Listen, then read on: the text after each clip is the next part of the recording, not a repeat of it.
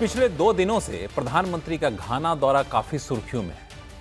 अब आप सोच रहे होंगे कि घाना जाना अचानक इतना अहम क्यों हो गया।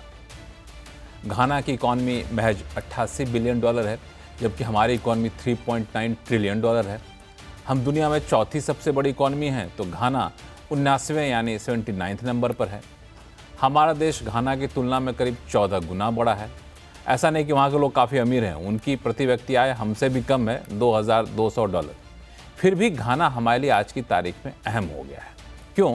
क्योंकि 30 साल बाद भारत के किसी प्रधानमंत्री का घाना जाना दरअसल दुनिया में तेजी से बदलते समीकरण के बीच एक बड़ा संदेश दे रहा है, और इस संदेश के केंद्र में है चाइना यानी चीन।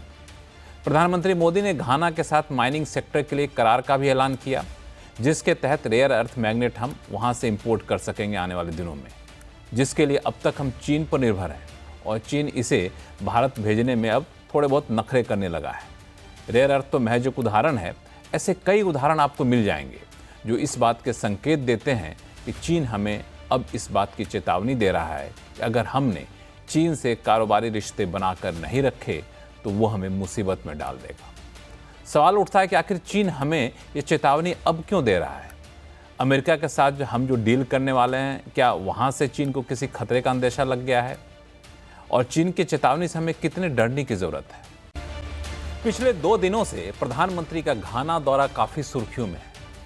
अब आप सोच रहे होंगे कि घाना जाना अचानक इतना अहम क्यों हो गया। घाना की इकॉनमी महज 88 बिलियन डॉलर है, जबकि हमारी इकॉनमी 3.9 ट्रिलियन डॉलर है। हम दुनिया में चौथी सबसे बड़ी इकॉनमी हैं, तो घाना 79वें यानी 79 नंबर पर है।